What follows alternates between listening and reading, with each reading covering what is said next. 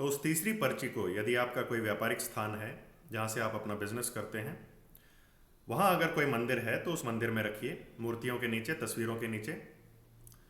और अगर नहीं है तो जहाँ आप कैश रखते हैं, अपना पैसा रखते हैं ऑफिस में, वहाँ ड्रावर में रखिए, दराज में। अगर आप घर में जहाँ अपना पर्स रखते हैं उस स्थान पे भी आप ये पर्ची एक और लिख के रख सकते हैं। तो इस तरह से अगर आप रखेंगे तो विद इन फ्यू डेज आपकी ये मनोकामना पूरी होना शुरू हो जाएगी। ध्यान रखिएगा, मनोकामना सात्विक होनी चाहिए, नेगेटिव नहीं होनी चाहिए। क्योंकि अगर आप बुरी मनोकामना किसी के बारे में लिखेंगे या उल्टी सीधी किसी को वश में करना कुछ और, तो आपको लेने के देने ना पड़ जाएं, आपको नुकसान ना हो। तो समझिए, मैं इस बारे में भी बताऊंगा कि वशीकरण नहीं करना चाहिए, ठीक है, आने वाले वीडियोस में। पर फिलहाल ये बता देता हूं कि वशीकरण क्यों नहीं करना चाहिए। क्योंकि किसी को आप अगर वश में कर लेंगे और आप अगर गलती से बोलते हैं कि वो छत पर से कूद जाओ, या कुछ और गलत कमांड देते हैं, संकल्प बोलते हैं, तो उसके नतीजे नुकसानदेह ना हो जाए। वश में करने का मतलब होता है कंप्लीट कंट्रोल।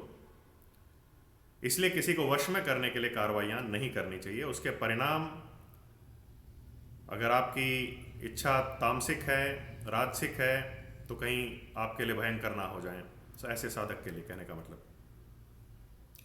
इसलिए वशीकरण नहीं करना चाहिए, ठीक है।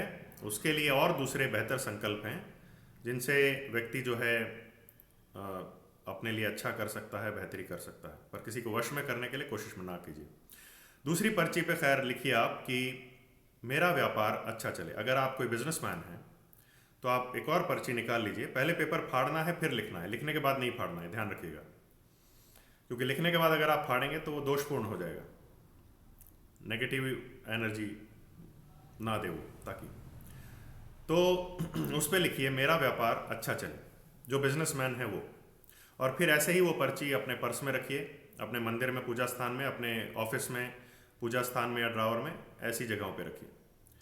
और तीसरी पर्ची, सपोज मान लीजिए, वैसे तो ये दो पर्ची जिनके बिजनेस है उनके लिए दो काफ़ी हैं, पर जिनके व्यवसाय है, नौकरी है, तो उनके लिए आर्थिक प्रश्न हल हो, एक तो ये, और दूसरा मेरा व्यवसाय अच्छा चले। ये एक वाक्य आप पर्ची पे लिखिए और उसको फोल्ड करके अपने पर्स में या अपने मंदिर में, पूजा स्थान में रख सकते हैं।